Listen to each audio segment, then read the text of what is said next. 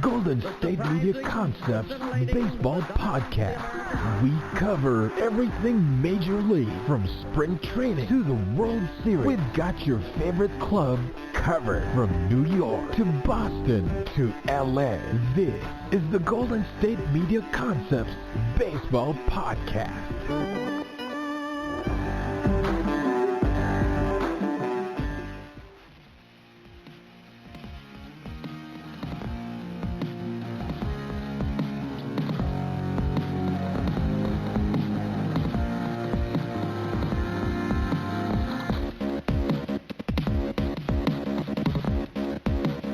Hello everyone, and welcome back to the GSMC Baseball Podcast, brought to you by the GSMC Podcast Network.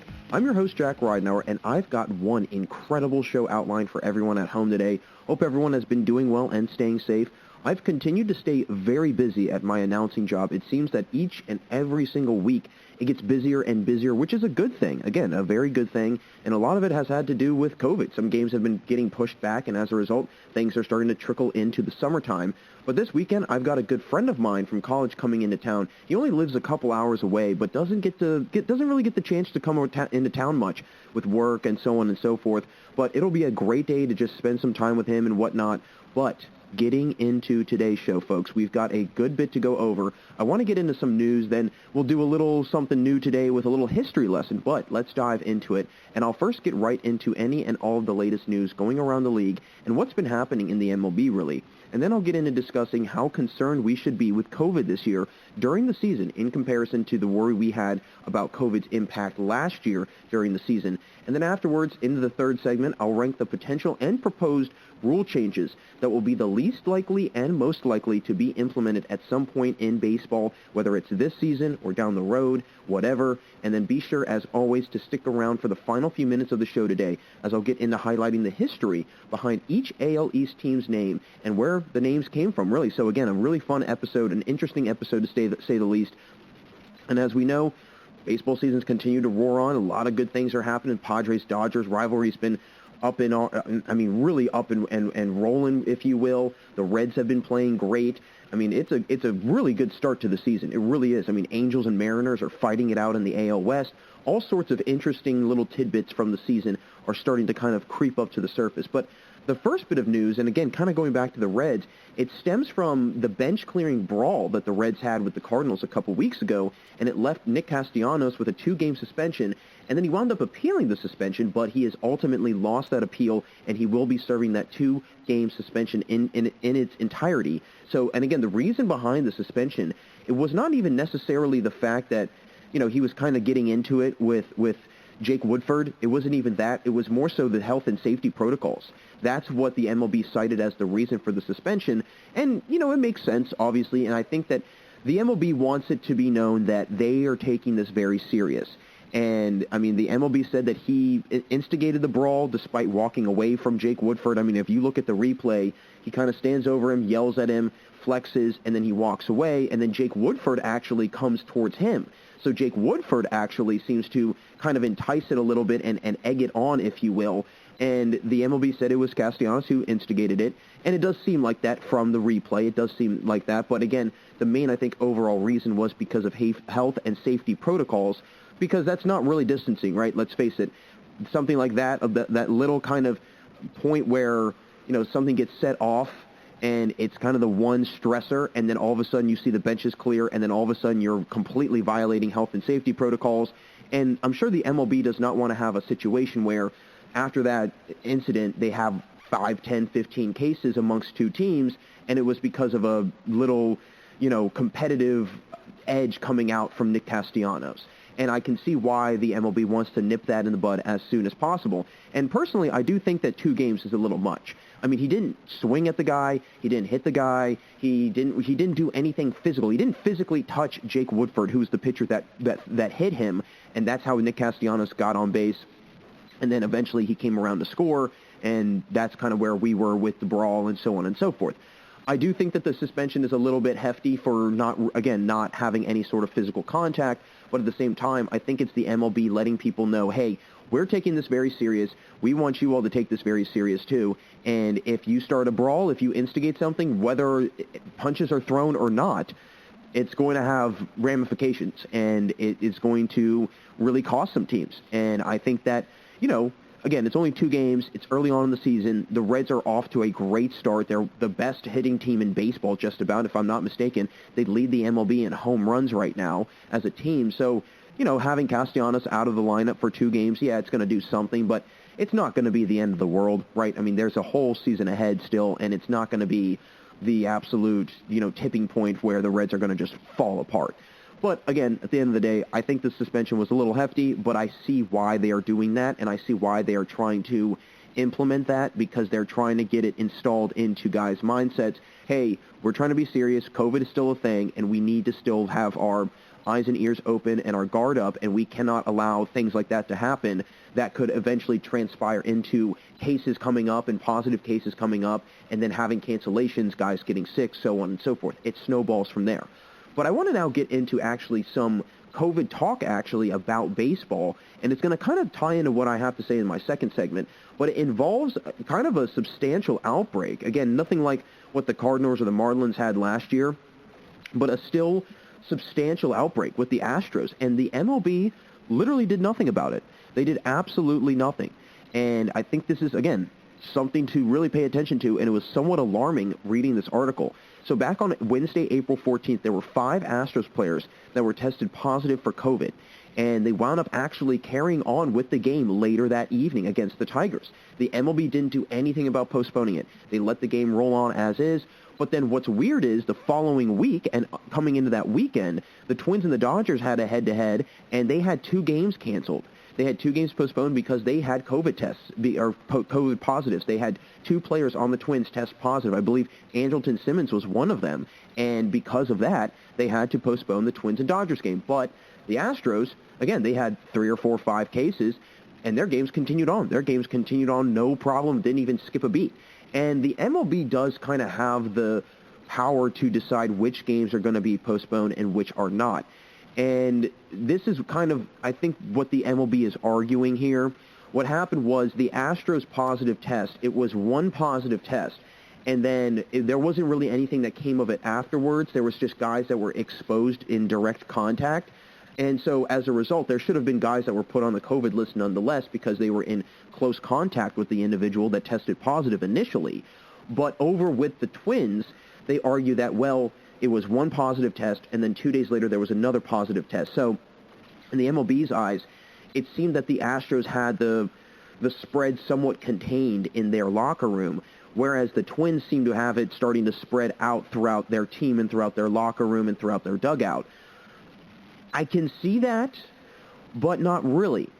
And that's where this kind of gets a little murky, if you will, because some people think it's the MLB still kind of punishing subtly the Astros, and I would not be shocked by that. I really wouldn't. I do have a problem with that, though. I have a problem with the MLB flexing its muscle that hard that they're willing to have games carried out with this pandemic still going on, with COVID cases still being a thing.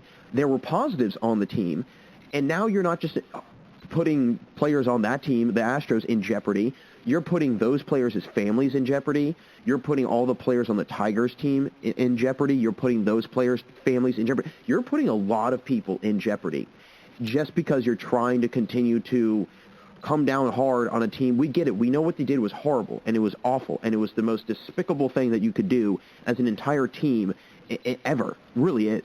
And it's just really, really is. But at the same time, here's the other thing. You can't have a punishment that could have severe effects on a person's health. I don't care what they did, right? I mean, nobody was, nobody committed some heinous crime. Nobody did anything that was malicious, right? That was with a lot of physical intent and with harming somebody physically.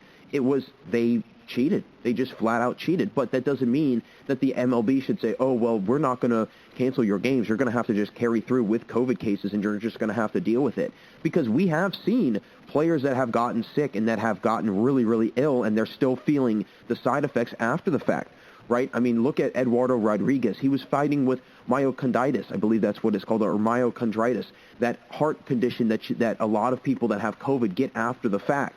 And so that's something that we really need to kind of take serious and be very mindful of, especially if you're the MLB.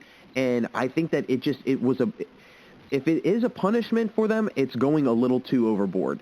It's kind of at this point, let it go, leave it resting, let it hang, let it dissipate into the air, right? I mean, there's no need to continue to beat a dead horse, as they say, because again, it was back in 2019, 2020, they clearly suffered their punishment, right? I mean, they had, and again, yeah, there were some things about their punishment that were a little iffy. Some players did not get suspensions that should have, and I do agree on that. But that doesn't mean that this punishment has to carry over and over and over into now, using almost this virus as a punishment and saying, well, if you get sick and deal with it. That does not sound really logical in my opinion, right? I mean, the logical thing would have been for Rob Manfred to step up to the plate and issue suspensions as he saw fit back when it was time to do that, not using this pandemic to, again, punish players for something that happened so many months ago or so many years ago. Not to mention, imagine if there was a player or two on the Astros that got really, really sick, and it was this kind of this punishment idea that is being carried out, and they didn't even have anything to do with the cheating scandal. How annoyed would you be if you were that player, right? And that's kind of where you have to put yourself in this situation, is if this is kind of a situation where they're using this as a punishment, you really have to backtrack a little bit and say, okay, is it really worth it? Is it really worth jeopardizing people that weren't even involved's health, right? I mean, I don't think so. So all in all, I really hope that everything with the Astros is okay, because, you don't want to have anybody really, really ill. I mean, that's the last thing that you want to have. Obviously, again, I'm not an Astros fan, and if you've been watching the show and listening, you would know I'm not an Astros fan. I have no problem letting people know that, but at the same time, I'm not going to wish ill health on anybody. That's just not how I'm going to do it. So hopefully things are all right, and hopefully Rob Manfred doesn't keep using this as some sort of punishment. If it is some sort of punishment, again, it's just a speculation. Who knows? But lastly, I want to touch on the Yankees, who have been glaringly bad this year. I mean, they are horrendous so far, and it's kind of concerning at how bad one of the most prominent baseball teams and one of the most prominent sports teams in sports has been this year. I mean, how bad they've been, right? And but at the same time, it is nice to see other teams in the AL do well, right? It's nice to see the teams like the Mariners and the Angels starting to fight it out. It's nice to see other teams that are getting involved and in the mix. But at the same time, let's face it, it's 15, 16, 17, maybe 20 games into the season. There's not really a cause of concern, I would say. There's no reason to hit the panic button if you're the Yankees. So right now, through their first 15 games, they're 5-10. It's their worst start since 1997. Now, coincidentally enough, in 1997, they wound up losing to the Cleveland Indians, who would go on to the World Series that year, and they lost to the Indians in the ALDS. Now, the year before that, they won the World Series, so not necessarily the same kind of idea because they didn't win the World Series last year. But GM Brian Cashman didn't really seem too worried about it. I mean, the press asked him, hey, are you worried about this? Are you concerned about this? He said he's honestly happy with the personnel he has, that he's been able to surround this talented team, right? He's really happy with how Aaron Boone has been as a manager. He thinks that he is a perfect person to deal with this kind of team that's got this much talent. And he does agree. I mean, again, it's a little early to jump to conclusions. It's a little early. When we get to the All-Star break, and if they're still at a losing record, that's when we can start hitting the panic button, especially if you're a Yankees fan. Right now, they've got the second fewest runs per game average in the AL with a 3.6 runs per game. So again, not much production out of this home run hitting lineup that everybody has talked about. They are tied for the worst OPS in the AL with a 642 clip. So again, from the plate, guys like Judge, guys like Stanton, guys like Urshela, guys like Sanchez, they are all struggling. And it's unfortunate because, everybody coming into the season is all happy and hyping up Gary Sanchez. He lost all this weight. He seems to be a little bit quicker. Guys seem to be healthy, so on and so forth. And again, I don't know what it is. I feel like the Yankees have really talented guys that have no problem underperforming, and they're kind of hit or miss players, really. They really are. It's either they're swinging for the fences or they're striking out. And right now, if you can see the teams that are not going with that kind of mentality and just going up and squaring balls up on the barrel and putting them in play, those are the teams that are doing well. Those are the teams that are having a lot of success. And I think that the Yankees might try to stick with this home run hitting mentality. And quite frankly, I don't know if that's the way to do it anymore, right? I mean, I think for some teams it can work. But right now, with just how hard pitchers are throwing, it just doesn't really make much sense. you might as well just try to go and hit up for contact and square a ball up and put it in play. Seriously, that's how you should go about your plate appearances right now and your batting approaches. So all in all, if you're a Yankees fan, I really would not hit that big of a panic button. I mean, again, it's pretty early on in the year, right? And guys have been banged up. Let's face it, they are a little banged up. Luke Voigt has been injured. He's been on crutches for half the season so far. And Zach Britton, he's been banged up. They have guys that have not been in the lineup and that have not been able to play, and that's also got to be a factor into how they've been performing, really. I mean, Luke Voigt led the MLB in home runs last year. He was a huge piece to this team. He was very, very good last year. So not having him in the lineup, that's going to do something for you, right? That's going to really affect things, I think, in the long run. And it doesn't help that teams like the Red Sox, who started off really poorly, have all of a sudden woken up and are playing really, really well. And you have other teams like the Rays that are kind of struggling. The Blue Jays are kind of up and down. The Orioles are surprisingly okay, again, kind of starting off to a strong year. Again, very similar to how they were last year. But the Yankees, I think, again, they're able to figure things out. I think that they're more of a team where it takes them a little bit of time to warm up, takes them a little bit of time to get into a groove. And, I mean, if Brian Cashman is pretty comfortable with everything, and, again, the media, the press was asking him, hey, does it make sense to start changing some things? Are you going to start? He said, no, it's too early. It's too early to change things. It's too early to take guys out of the lineup. It's too early to insert new guys in the lineup and try to play this kind of chess game of moving players around and figuring out who's going to work well where. It's too early. Again, if we get into July and this is still a problem, yeah, that's when I would say, okay, let's take a step back. Let's look at the drawing board and let's see what we need to do. Do we need to continue to use Stanton in the four-hole hitter, or should we put Urshela there and move Stanton down the lineup a little bit? Should we bring up this guy? Should we do this? Should we do that? I think that there's going to be a lot of things for them to figure out, but I think that they've got time. And again, it's very similar. It's a very different season than it was a year ago. If we were in a 60-game season and they were this bad through 15 games through a quarter of the year, yes, I would then probably be very concerned because, again, it's a quarter of the season. We haven't even gotten to probably about an eighth of the season. I mean, we are so early on in the year. And to think that last year we only had 60 games, now we have 162, the possibilities are really endless. Again, it can be a 1 month, it could be some team's month, and the next 3 months, that team could be terrible and the other teams start to play well. A lot of things can happen. It's not a 60-game short sprint to the end. It's going to be a long marathon, and it's going to be whether or not teams can use that stamina and that durability and go the entire length of the season, or if they're going to start to fizzle out at some point if they started off very strong. That's kind of the thing. I think some teams might have come into this year with the same mentality as last year, start off really strong, but they don't realize that they still have 100 more games after the fact than they did last year. So we'll have to see how the Yankees do the rest of the way. It'll be something to keep a very close eye on, but quite frankly, it's the Yankees. I think they'll figure it out, right? I really do. They're a well-ran team. They're a good team. They've got a lot of talent. I think they'll be just fine in the long run. But, folks, that's going to do it for us in our first segment. But don't go anywhere, because when I get back from the commercial break, I'll share my thoughts on how concerned we should be about COVID impacting the season this year in comparison to how worried we were last year with the impact it would have on the season. But, folks, stay right there, because we'll be right back on the GSMC Baseball Podcast. This is your ultimate stop for everything sports. The Golden State Media Concepts Sports Podcast. Should I say more? From the NFL, MLB, the NBA, to MMA, it's all in here. The Golden State Media Concepts Sports Podcast. Listen now.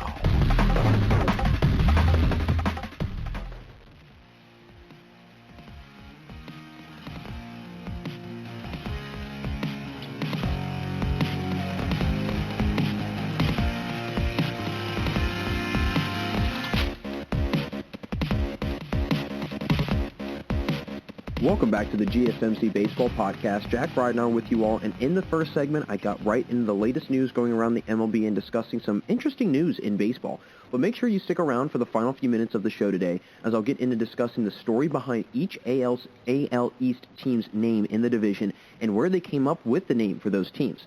I want to now get into discussing whether or not we should be as worried this year as we were last year with COVID impacting the season this summer. So as we know, last year, obviously, 60-game season, big-time impact because of COVID. And so far, we've already seen games get canceled, right? I mean, going back to the beginning of the year during opening day, Mets and Nationals, they had their first opening day series canceled. The Nationals didn't even play until the following week of the season. So we can already start to see that COVID is going to continue to have an impact, whether we like it or not, and whether we think it's going to be gone by the end of the summer or not. And probably it's probably not going to be gone by the end of the summer. Let's face it, right? There's been other teams that have had issues with COVID as well. The Athletics have had games canceled. The Dodgers have had games canceled. The Twins have had games canceled. So it's, again, starting to really impact a lot of teams. But here's the thing, right?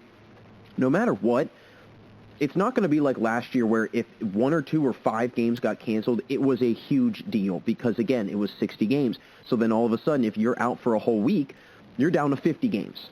And you're not going to probably have those games made up. And if you do, and a couple of teams didn't even have them made up, some of the teams didn't even play the full 60-game schedule. Now we're going to probably see a lot more of double headers. We're probably going to see on days where there might be an off day, teams might have to play a double header, 2 7-inning games. That's probably going to be something that happens pretty often this year if COVID continues to be a factor in everything. Not to mention, not every team is vaccinated. Some teams have started to get vaccinated. I know the St. Louis Cardinals, I believe they've gotten, I think, at least 80% of their entire dugout and locker room and team personnel, Tier 1 employees as they call them, so players, coaches, managers, trainers, basically the most essential game day personnel that you can think of. They've gotten, I think, 80% of their personnel in Tier 1 vaccinated. So there are some teams that are starting to get vaccinated slowly but surely. But again, it's going to take a little bit. It's going to take a little bit for things to go completely back to normal because, let's face it, right? It's still going to be a minimum capacity, right? There's still going to be some sort of limitation on what fans can and cannot do. But it's going to be regulated based on the state, right? I mean, we see in Texas where the Rangers are allowing everybody to go back, no masks, full attendance, things are back to normal. Probably the same thing in Florida, or not too dissimilar in Florida. But I will say I actually had a couple friends that went to Tampa Bay. I have a very good friend of mine. He's from Tampa Bay, huge Rays fan. And him and another buddy of mine, they went to the Rays game. And they said they had to wear their masks and whatnot. But honestly, it was not that strict, right? I mean, they weren't really trying to... They weren't policing it. They weren't really, they weren't really carrying through on things and whatnot. So... It's. I think no matter what, we're still going to have to deal with it, right? I mean, we're still going to have to deal with the impacts of COVID, whether we like it or not. Now, I will say we're obviously, and let's face it, right, we're obviously a lot further along this year than we were last year, right? We're starting the season in April versus starting the season in July. So there is that kind of caveat. It's okay. If there's some cancellations early on in the season, there's plenty of time to have things made up. We have the time to do that, right? It's not going to be like it was last year where in July, and if teams are starting to get cancellations and so on and so forth, that's when things start to snowball, if you will, out of control. Not to mention, we probably, and I personally don't think we'll see it, but we've already seen a little bit of it, many outbreaks. We had last year 2 teams that had significant outbreaks. The Marlins had over 15 people in their dugout have it, and the Cardinals, the same thing, had over 15 people have it as well. So I think that's not going to be as big of an issue because teams are going to start getting vaccinated. But here's going to be the funny kind of in-between okay, safe area, right? Every single state's going to have its own regulations, but the players are going to be, again, probably having rules implemented for them by the MLB. The MLB will be instilling those rules, and they're going to have to carry them through. There's going to be opportunities for guys to go out, though. If they go to a city like Atlanta, or they go to a city like Tampa, or they go down to Florida or Texas, where the regulations have been, if not completely lifted, just about close to it, then that's when you're going to have kind of that interesting fine line dancing, if you will. Players wanting to go out, but they can't. But the state says it's okay, but the MLB can't. So now they're kind of in this awkward limbo state of, okay, what can I and what can I not do, right? And we saw it last year where some players thought they could go out and they would come out or they would come back from going out or whatever. I mean, we saw it with Zach Plesac, Mike Clevenger. They went out, came back. Thankfully, nobody had COVID. But again, it is that fear that if somebody does that and they bring it into the locker room, it can spread rapidly. And I don't mean to draw in another sport correlation, but I'm going to throw it out there because, in all honesty, it kind of deals with this conversation. In the NHL, the Vancouver Canucks have just come out of probably the worst outbreak in all of sports with COVID that we've seen. 22 players in total had COVID, so just about the entire team had COVID. They had to call guys up and so on and so forth. And it's, again, kind of a sign that just because we have so much more knowledge of what's going on this year and right now where we're at in time versus a year ago doesn't mean that we're completely out of the woods and that we're not completely still safe from COVID, right? I mean, not everybody's been double vaccinated. Not everybody has even been able to get their vaccine. So as a result, it's, again, still something that we have to think about and we still have to be concerned about. I just don't know if it's going to be as big of a concern this year as it was last year, right? I don't think that it's going to have the impact that it did last year because, again, with 162 games, there's plenty of time to make up some games. It is going to be interesting to see how they would be to make up those games. Are they going to, I mean, how often are we going to see doubleheaders? That's going to be the big question. And not to mention, are players going to become annoyed with having to do doubleheaders if they're coming off of a COVID cancellation, a COVID pause, as they call it, and they haven't been playing for a couple days, and then they have a weekend series where it's a game Friday, a game Saturday, and a doubleheader Sunday. But it's like, you kind of have to kind of go with the flow there because there's other business deals that are being, done and that are out of your control as a player, and you have to kind of follow through with that because, again, there's exterior kind of things going on business-wise in the MLB with broadcasting rights and so on and so forth. At the end of the day, though, I think that if every team can get at least, I believe the number is 80%, if everybody can get their team 80% vaccinated, it'll just be herd immunity. So at the end of the day, we won't really have to worry a whole lot. There's another point of it that I want to make, though, and kind of bring up and at least just put a little thought bubble, if you will, in your head. What kind of impact will fans have with this, right? Let's say that a fan goes to a game, feels completely fine, but they've been exposed to COVID, and they don't even know it. They go, and it's in a stadium where the rules are not really heavily regulated. They're not really enforced, if you will, as strictly as maybe a state like Pennsylvania or a state like Ohio, states like maybe Arizona or Texas or Florida. They're kind of like, do what you want. We're not going to really try and police it. We're not going to really try and regulate it much. They start to breathe the air, and they're, again, it's an enclosed area or whatever, and then they wind up getting other people sick. How will an outbreak from the fans, right, instead of having the players be the ones that are kind of the source of the outbreak?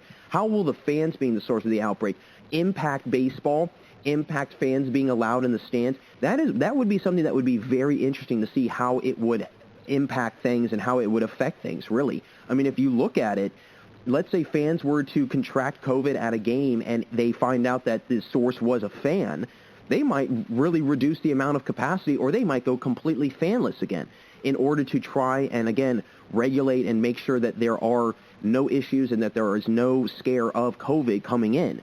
So, or you might have fans that have to absolutely issue a negative test within 2 days of going to the game, whatever it might be. We haven't really seen that yet. We haven't seen any sort of issues like that, and quite frankly, I don't know how they would be able to figure that out, although I would say that would be probably the worst-case scenario if there was an outbreak of 100 people at a game, and, I mean, that entire stadium could potentially be compromised. So that would be something to also kind of factor in because the players are going to be careful. The players have to be careful because, let's face it, they're living and their income comes from playing baseball. It's they're getting paid for going out and playing baseball. That is what their job occupation is. So they're going to be mindful of it. But fans, they're going to have a good time. They've been cooped up for the last year. They haven't had anything to do. They're sick and tired of being inside. They want to go to the ballpark, so on and so forth. And then all of a sudden, you've got an issue on your hands with a fan contracting COVID a day before, doesn't even know it. They show symptoms 2 days after the fact, and they weren't really wearing their mask much. And I know that if you go to games now, because I've been to 1 or 2 games really, and you have to wear a mask, and when I go and work at my announcing job, I have to wear a mask the entire time, whether I'm doing play-by-play or I'm doing PA. But there are going to be some stadiums that are not going to regulate it as heavily. There are going to be some teams that are not going to really worry about it as much. And I think that, again, that is going to have to probably fall on the teams to make sure that they are enforcing that and making sure that these rules are being carried out, because if not, that's when you're going to have a problem, right? That's when you're going to have an issue and you're going to have to go back to square one, and there's going to be no fans in the stands after we're just now getting used to fans being in the stands. So it's going to be, very interesting, very interesting. And also another factor of this, the MLB has to be very mindful that, and it kind of goes back to my point in the first segment, right? just because Rob Manfred or the MLB has a vendetta against a certain team does not mean that they should take their anger out on that team and force them to continue to play with COVID positives on their team, right? So that's another thing, right? The MLB is going to have to be very mindful and very aware that they need to police this. They need to make sure that it's being regulated and that things are being done to make sure that players are safe, teams are safe, fans are safe, and the game can be carried on. Because let's face it, there are some players that have had long-term effects of this. Like I mentioned, Eduardo Rodriguez with myocarditis. And it's a long-term effect that it's had on him because of COVID. So we have to be very mindful of that. It's a very, very kind of unsettling thing that we still have to deal with, but we at least know much more about it, and we at least are more aware of it. And there are many more regulations and protocols that will have to be followed through and whatnot. Again, back to the original point, do I think that this is going to be as worrisome this year as it was last year? No. There's no way. Because now we've got a vaccine, now we've got protocols, we've got guidelines, we know much more about it. The MLB and other professional leagues are working with CDC and with Dr. Fauci, who's kind of in charge of all of this, and so on and so forth. So there's a lot more attention on it and a lot more, a larger understanding of what's going on than there was last year. And that's a great sign. That's a really good sign moving forward, that there is that kind of understanding of, okay, this is what we have to do, this is how we have to go about it, this, that, and the other. It's not, okay, well, what is this? How, can we have guys standing near each other? How are we going to space out the lockers? There's all of these different rule implementations that have already been taken place and that have already started to carry out. Now, I've actually had a couple of conversations with some minor league guys that right now, and they've even said that, yeah, it's a little bit of an adjustment at first, but they said that they've been very impressed with how their teams have done a good job of outlining everything and making sure that everything is spaced out, guys are in small groups, there's testing involved, so on and so forth. I had a conversation the other day with a minor leaguer with the Cardinals, and he was telling me that right now he can only be in a group of about 3 to 4, and he can't see anybody else until he gets out on the field. And even when he gets out on the field, he has to stay in his small group.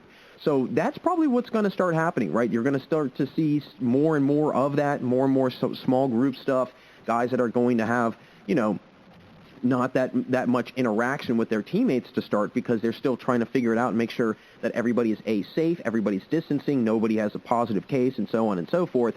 But in all, I really don't think that we have that. We don't have as much to worry about this year as we did last year about it, because again, when it comes to the cancellations, they've got time to make up games. They're going to do doubleheaders, 7-inning doubleheaders, which I think is a smart way of doing it.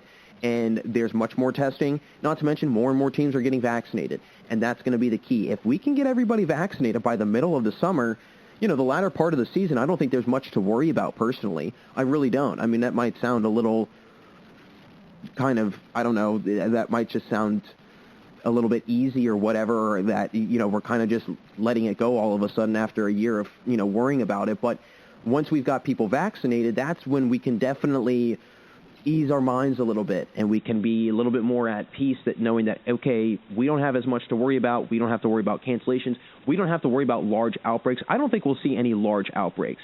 I think that the example I gave of the Canucks, I've heard that there's been issues in Canada with the issuing of vaccines. They've been having a problem getting enough vaccines and getting them distributed. So I don't see that happening in American sports, mainly because, we've done a fairly decent job from what I've seen and read of rolling out the vaccine.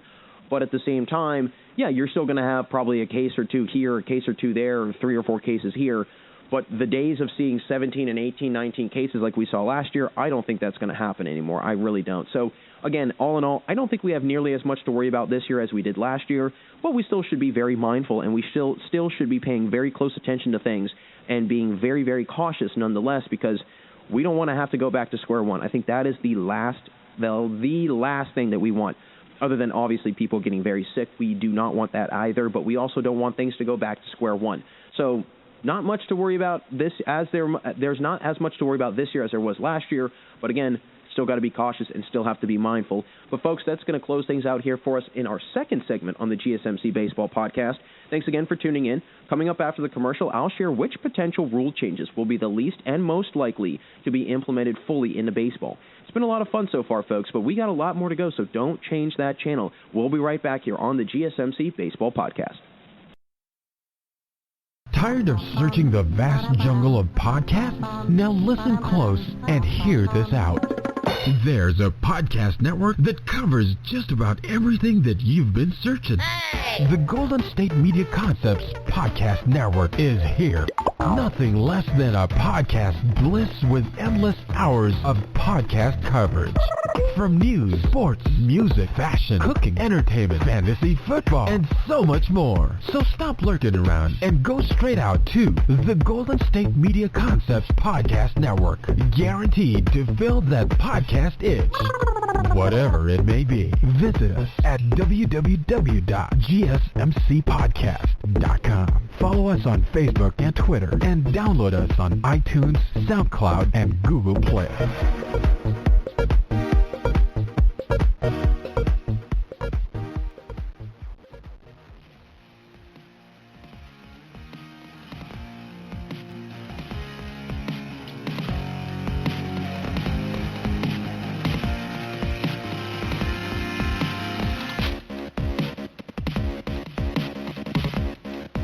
Welcome back to the GSMC Baseball Podcast. Great to have you all here still with me today. Jack Ridenauer again.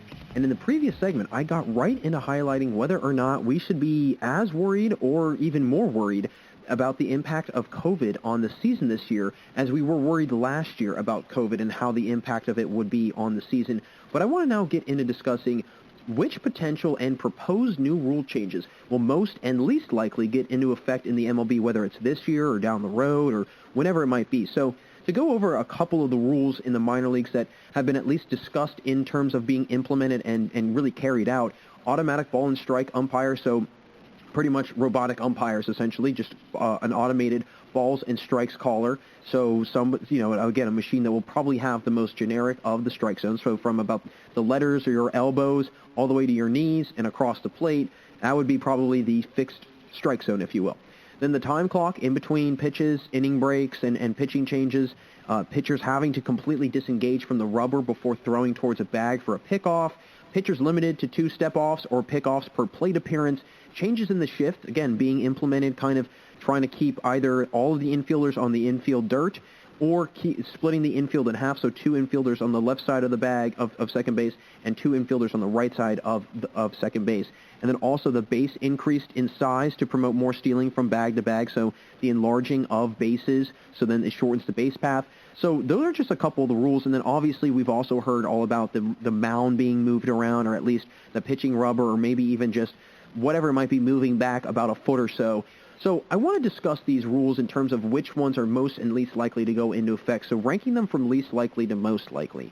I would say the least likely rule to actually get ever implemented would be pitchers having to completely disengage from the pitching rubber. I feel like pitchers will make the argument of, well, you know, what does that matter to really anybody if the pitcher steps off the rubber or not, right? I think that the pitcher using, and especially it's going to go in advantage of the lefty because they won't ever have to step off the pitching mound. And so I think that is something else that we have to factor in is why are you having to completely disengage from the pitching mound? Because that happens for right-handed pitchers.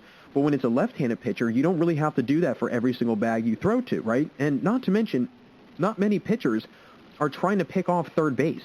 That's not ever really a thing.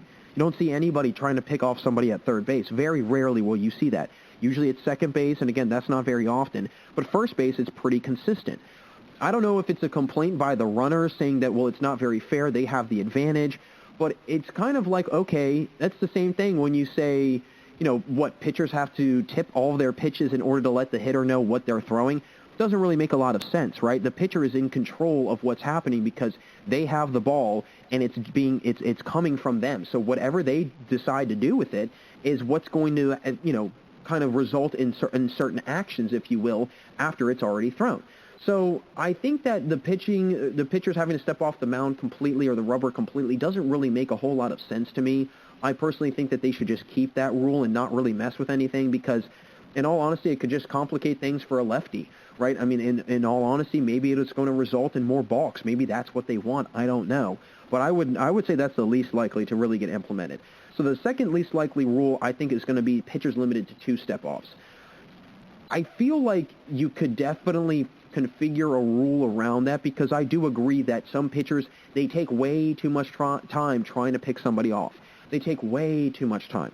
So I do personally think that there needs to be some sort of implementation of that, but 2 per plate appearance, I don't know. I feel like that's not enough, right? And I think, again, it kind of goes back to their thinking of we're trying to increase and really promote more and more action on the base paths. I do get that. I genuinely do get that. But at the same time, there is some beauty to a runner getting picked off.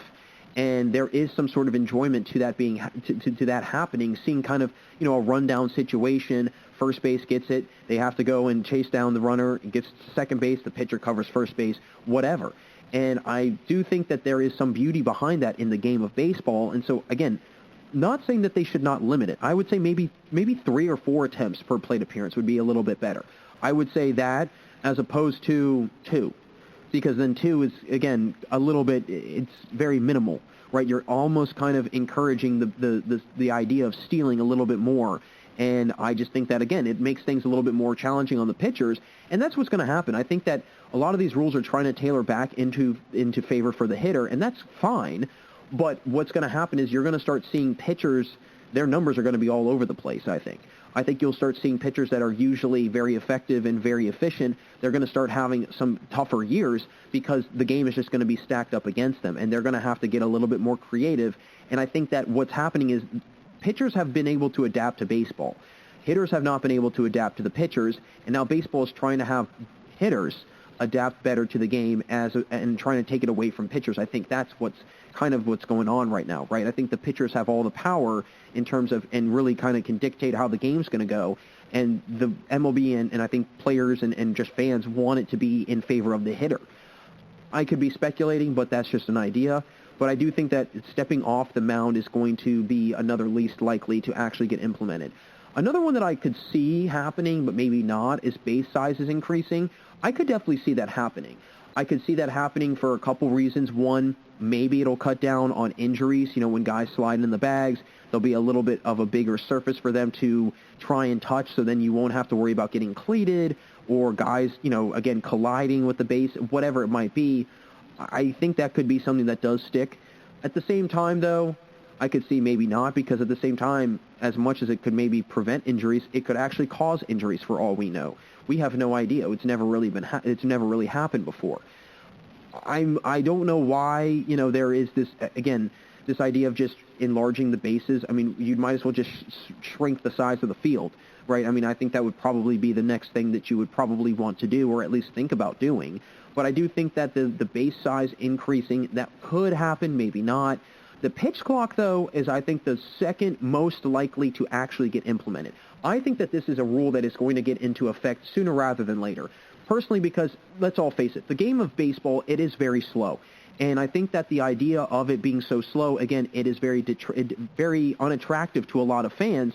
And as a result, that's why you start to see, smaller and smaller viewership in baseball. Having the pitch clock there in between pitches, especially in between pitches, I think that some pitchers take way too long on the mound, way too long. And I think that, again, slows things down. I think that in between innings, for the most part, it's pretty decent. I think that there's actually been a little bit of a quicker, or at least an increased pace in between innings, if you will. But in between batters also, I mean, some guys in the batter's box, they take forever. They're adjusting their batting gloves. They're getting a better grip on the bat. They're kind of practicing where they're looking to make contact. It just, again, those little things prolong the game more. I mean, look at it this way. In other sports, those would be called, delay of game penalties, or they would be called a delay of game warning, or whatever it might be. Baseball doesn't really have that, and maybe baseball should get that, because maybe baseball is, again, too long, too slow-paced. I have no problem with it, but I can see why people are definitely saying that. But then I think the most likely to get actually implemented is the automatic balls and strikes, and it pains me to say that. It really does. Because I think that there is some sort of creativity and some sort of benefit of having a human umpire there to kind of self-generate what is their idea of a strike zone. And again, I'm sure there are a lot of pitchers that probably scout beforehand who's going to be their umpire behind the plate. What kind of calls do they favor? Do they favor the outside edge? Do they favor the inside edge? Do they favor high and away? Do they favor high and tight? What do they kind of start to call in favor of? And that's how pitchers can then kind of go about their scouts, can kind of game plan and figure out what they need to do in order to have a successful game and in order for the umpire to be in favor of them. So I do think that having automatic balls and strikes will happen, because I think that there is this idea that umpires' strike zones are all over the place. Pitchers are getting annoyed with it. At the same time, though, it can be in their benefit, right? And it's going to, I think, take away from the idea of catchers sticking pitches and being able to, stick it really well and frame it well. And I think framing will be a thing of the past, personally, because you're not going to be able to fool a computer. That's the problem, is that if you've got a hanging curveball that started out really high and it was going to dip down further into the strike zone, you've got a catcher that's good at framing pitches. He can stick it well in the zone, and it's going to actually look like a strike when it was probably going to be a ball. That's going to go away. And I think that there is an art behind that, and I think that is what would be so unfortunate, is if that was kind of taken away from pitchers and especially catchers. But I do see why, again, all of these rules are going, and I've mentioned this before, I will continue to mention this. These rules are being implemented because they're trying to increase the action in the field because there's not enough action. And I do get that. But at the same time, I think a lot of that also has to do with how our hitters have been really taught and really kind of coached in terms of their approach at the bat. They're being taught, okay, you need to swing for launch angle, you need to swing for exit velo, you need to swing for this, that, and the other, instead of just swinging for the sake of swinging at a good pitch and putting it in play. And honestly, what that comes from is the excessive amount of statistics in sports. That's something that probably another conversation for another day, but I think that statistics in a lot of sense, especially in baseball, it runs things.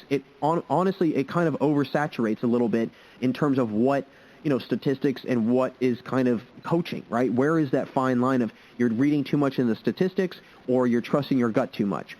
And I think that is where there needs to be some sort of kind of taking a step back and saying, okay, what do we need to reevaluate here? Maybe it's not necessarily the balls and strikes.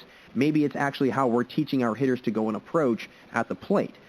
Now, the last rule I want to touch on, that I'm kind of 50-50 on whether or not this would be most or least likely to be implemented, the moving back of the mound.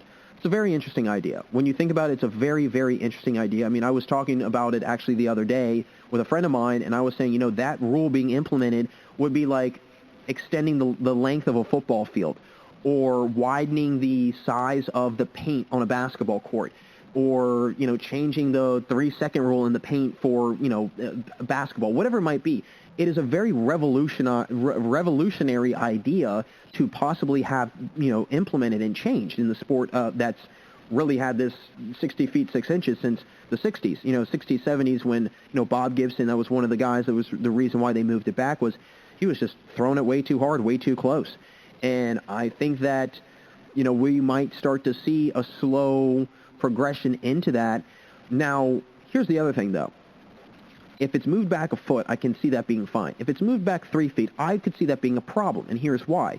It's going to force pitchers to put more torque and more force on their arms. As a result, they're going to try and throw much harder, and you might start seeing pitchers have more arm problems, more elbow problems as time goes on, because they're just trying to get the ball over the plate at a decent speed in order to just get it there, right? And they're not even going to probably be thinking about, okay, I need to strike this guy out. They need to think, okay, I need to make sure that what I was throwing at 98, 99 at 60 feet 6 inches, it's still going to come in at probably about 96, 97 from 61 feet 6 inches or 62 feet 6 inches, whatever it might be.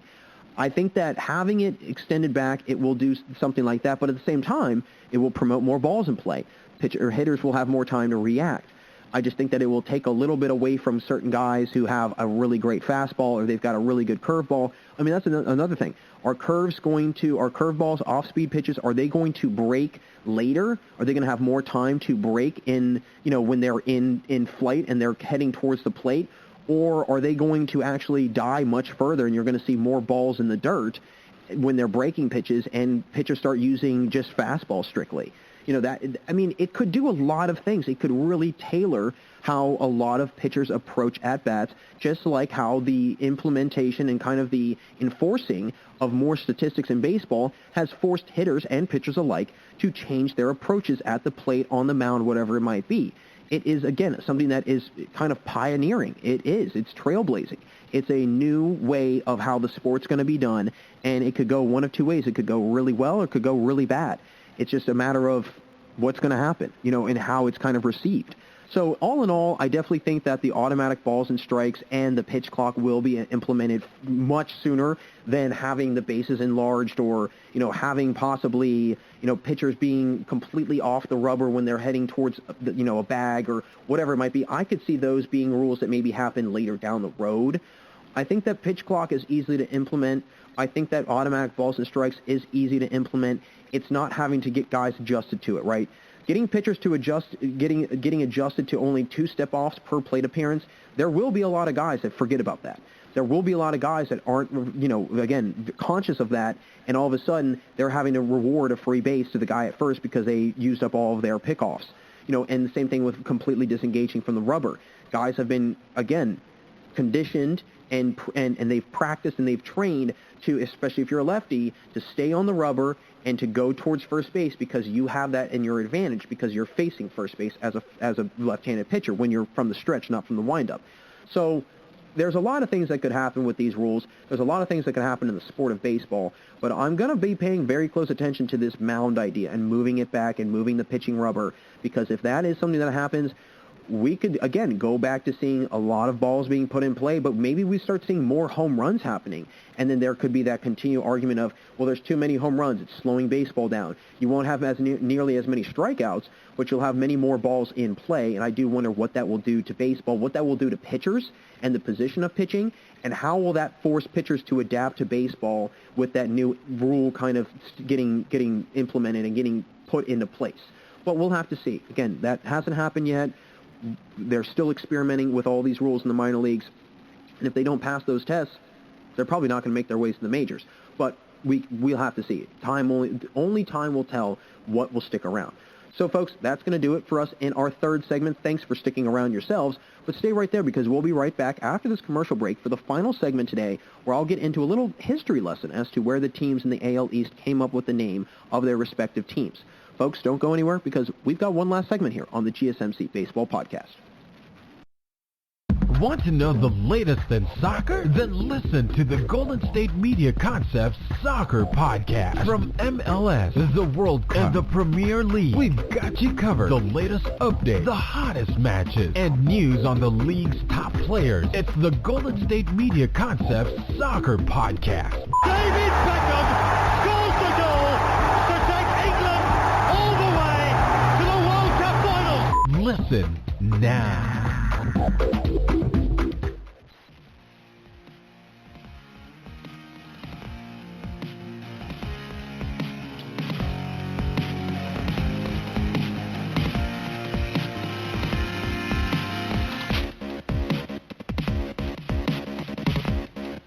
Hey everyone, and welcome back for the final segment here on the GSMC Baseball Podcast. Jack Ridenauer still with you. And in the previous segment, I got into ranking which proposed rule changes to the game are at least and most likely to be implemented into the MLB and into baseball eventually, whether it's this year, next year, down the road, however long it might be. But I want to close out today's show with just a little fun conversation on where the teams in the AL East came up with their team names and where the origins also come from for these teams.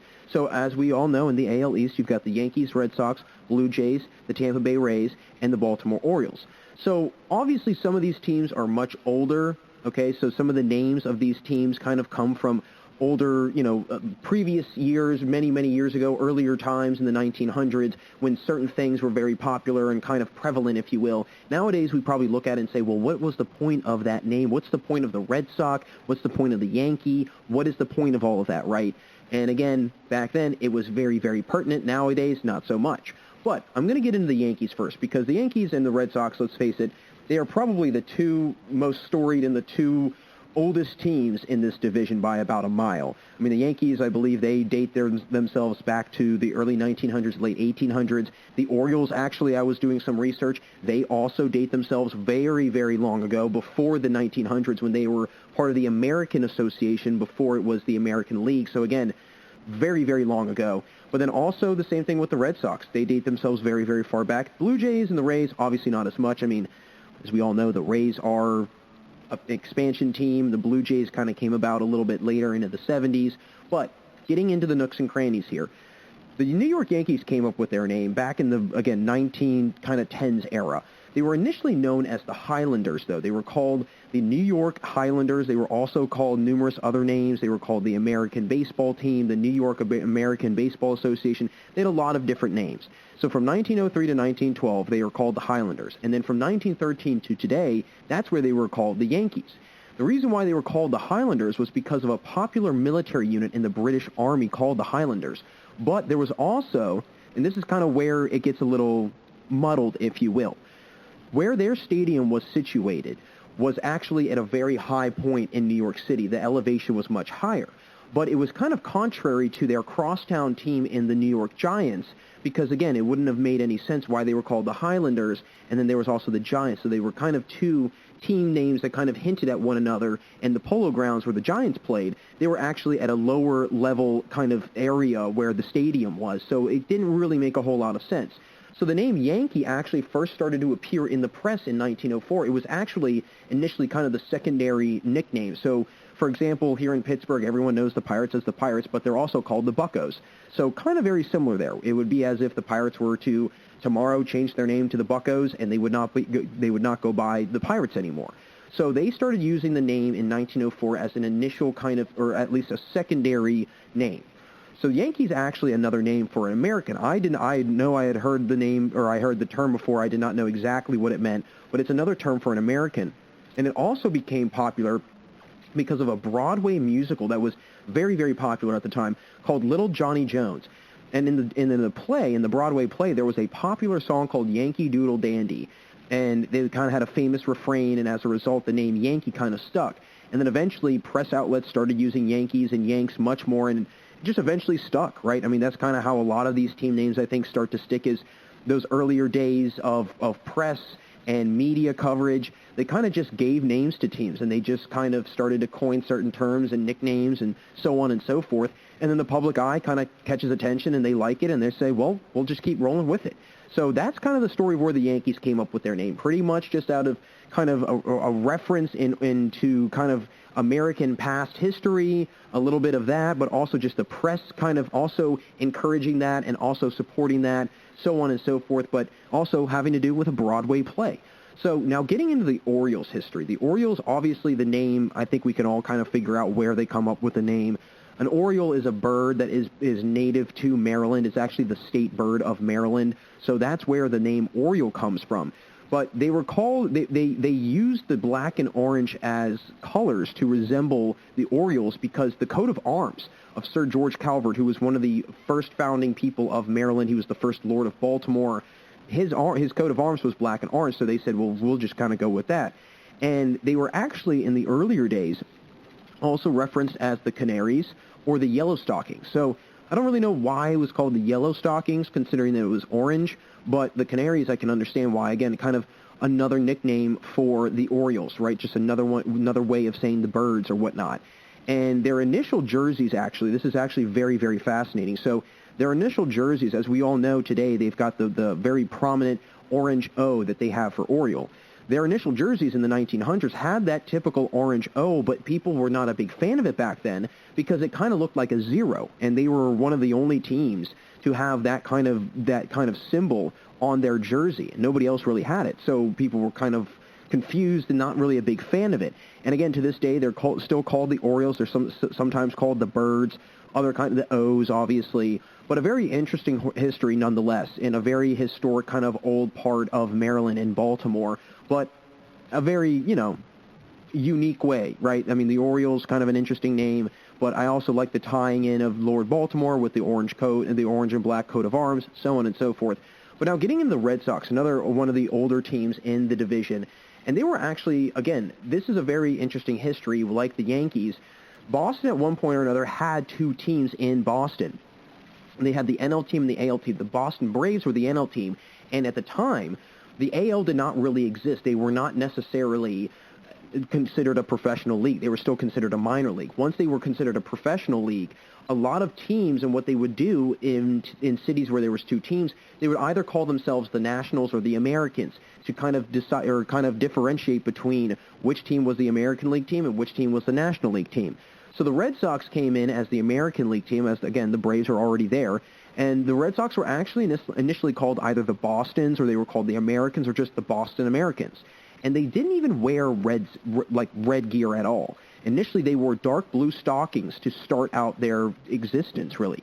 And they eventually adopted the red color, but there was a lot of kind of apprehensiveness towards using red dye on jerseys, because I guess back then there was a fear that the red dye could actually get wounds and cuts infected worse.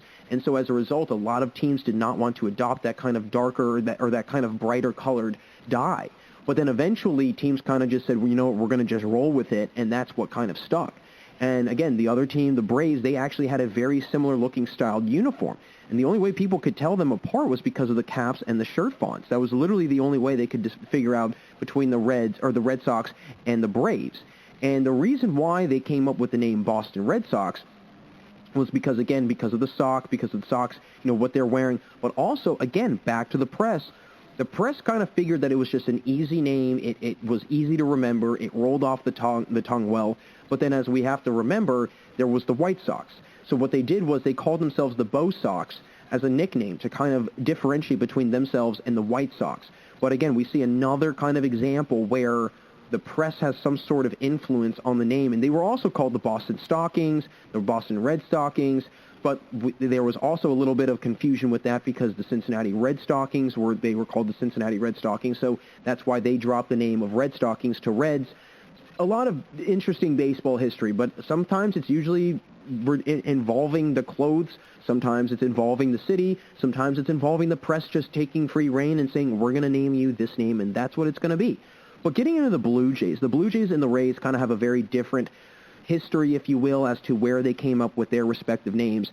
And coming into Toronto, the Blue Jays kind of came around mid to late 70s or so, and the Toronto Maple Leafs, as we all know, is the NHL team, and they had already kind of established the name. And I believe at one point or another there might have been a small baseball team, a small minor league team that was in Toronto. They were called the Maple Leafs. They eventually moved, and then that's where the Toronto Maple Leafs kind of decided to take over and use that name. So that name was already used, and again, a big part of Canadian kind of culture is the maple leaf. Again, maple trees grow up there in bunches, if you will, and so they had to come up with a different name. And one of the board members at the time, John Roberts, he brought up one morning, or at least one time in a meeting, that his morning routine, during it, he saw a blue jay out of his window. And the team at the time was owned by Labatt Brewing, and Labatt Brewing was, again, I mean, we all know it as Labatt Blue. And Labatt Blue was the most popular beer that they sold. And so because Labatt owned the Blue Jays at the time, their most popular beer was Labatt Blue, and then Jay kind of just stuck. It was kind of an interesting, kind of term. That's when they figured out, okay, we'll just roll with the Blue Jays, right? We'll just stick with the Blue Jays. And quite frankly, I love the name. I mean, I think it works very, very well with them, especially being in Toronto and whatnot. I think it's a great, great name, a great nickname. And a little fun fact about the Blue Jays, there was actually a very brief time from 1944 to 1945 where the Philadelphia Phillies, a very coincidental kind of thing considering that they played each other in the 1993 World Series, they were actually using the Blue Jays nickname back in 44-45. They used it for, again, only about a year or two. Did not last very long. But, again, we see kind of correlations there, and that's not the first time, right? I mean, I've looked up other research where certain teams actually had names already used in previous years and many, many years before, and because those teams no longer existed, they were able to use those names again. And a perfect example I always love to kind of throw out there, and again, it kind of goes to the Baltimore Orioles. The Orioles initially were actually called the Milwaukee Brewers because they were a minor league team, and so the Milwaukee Brewers already had the name, and they were a minor league team. They were an American association or an American league team in the early 1900s. once they became professional, that's when Baltimore was given a bid to go to Baltimore and expand in the city, and that's where they came up with Baltimore Orioles. And then if you fast forward many, many years, you got the Milwaukee Brewers. So a little kind of fun full circle effect, if you will, as to where these team names come up and really just kind of get conjured up, if you will. But then the last team, the Tampa Bay Rays, they've had an interesting one because they were initially called the Tampa Bay Devil Rays. Again, a team that started in 1998, and originally the logo depicted a manta ray. And it's, again, an animal that is very, very common and popular down in Florida. And as time went on, they kind of started to get into the direction of wanting to rebrand. And so they eventually do rebrand about 2007, 2008. I actually do remember that very well when they went through their entire rebranding, and because they had the darker kind of green and the black, and then they kind of went into a lighter blue with a little bit of yellow and so on and so forth. And so they were, before they kind of changed their names completely to the Tampa Bay Rays, they were called the D-Rays because, again, short for Devil Rays. And so they decided to just drop the Devil part, and they used just the Rays part. And this is actually very interesting. I did not know this. And when I read this, a humongous light bulb went off in my head as to why that makes complete and utter sense now. The reason why they dropped the Devil and they just stick with the Rays is because they're trying to hint at the rays of sun that you get when you're in Florida, since it's the sunshine state. So again, kind of an interesting, very creative way of coming up with a name, if you will. And again, I was a humongous fan of that, and I did not have that really click in my head until I started doing this research. I said, wait a minute. So they decided, because I always thought that it was just, they still wanted to be called the Tampa Bay Rays, but it was still the animal. It wasn't because of the rays of sunshine. And now it kind of came full circle and made a lot of sense. But just a little kind of history lesson as to where these teams came up with these names and how they came up with them and whatnot. Because quite frankly, and something that's always really intrigued me, and it's just, where do these teams come up with these names, right? Where do they come up with the name Cubs or Brewers or Pirates or so on and so forth? I mean, just kind of thinking of some teams' names now, the reason why the Pittsburgh Pirates, and again, this is very relevant because I live in the city, the reason why they're called the Pirates is because back in the early 1900s, the Pirates, the Pittsburgh baseball team kind of did this idea where they basically convinced other players from other teams that had their either contract was coming up or they weren't too happy or whatever, they kind of convinced them to leave the team and come to them. And again, this is very early stages of baseball, so there weren't contract negotiations and so on and so forth like there is now. And so they were known as pirating they were known for pirating players from other teams. And so that's where the name Pittsburgh Pirates came from. So they're just all these sort of kind of fun, interesting little side notes as to where they kind of come up with the names and what the names kind of resemble. I mean, obviously the Colorado Rockies, right, the Rocky Mountains, and then if you look at where the Dodgers name came from, when they were the Brooklyn Dodgers, there was a kind of a concept that was very popular in New York at the time called, I believe it was trolley dodging, if I'm not mistaken. And so people that were known to, I guess, run through the streets and dodge the trolleys or get on one trolley and hop to the next, they were known as trolley dodgers. And again, I would have to probably double-check this and fact-check this, but they eventually kind of stuck with that name of Dodgers, and that's where it came from, the Brooklyn Dodgers. So lots of interesting story notes, right? Lots of different kind of interesting little tidbits as to where these teams come up with. But nonetheless, always a blast to learn more about baseball teams and really just, you know, get a little bit more educated on the history of baseball, because if you know everything that's going on nowadays, you also need to have a little bit of an idea of what happened before your time. So that's why I personally always try to make a note of understanding historical sports, baseball, basketball, football, whatever it might be, to understand how things have come about to the day that we are in now in sports and how it's kind of come full circle. But folks, as always, it's an absolute pleasure, and it's going to wrap it up here for us today on the GSMC Baseball Podcast. And as always, thank you for listening to the GSMC Baseball Podcast, brought to you by the GSMC Podcast Network. I would like to ask that you please remember to subscribe to the show and write a nice review. That really helps us out. And also, if you can please follow us on Facebook, Twitter, and Instagram, we would really appreciate that. And until next time, everybody, have a wonderful rest of your day, and I'll be talking to you all very soon. You've been listening to the Golden State Media Concepts Baseball Podcast. part of the Golden State Media Concepts Podcast Network. You can find this show and others like it at www.gsmcpodcast.com. Download our podcast on iTunes, Stitcher, SoundCloud, and Google Play. Just type in GSMC to find all the shows from the Golden State Media Concepts Podcast Network. From movies to music, from sports to entertainment, and even weird news. You can also follow us on Twitter and on Facebook. Thank you, and we hope you have enjoyed today's program.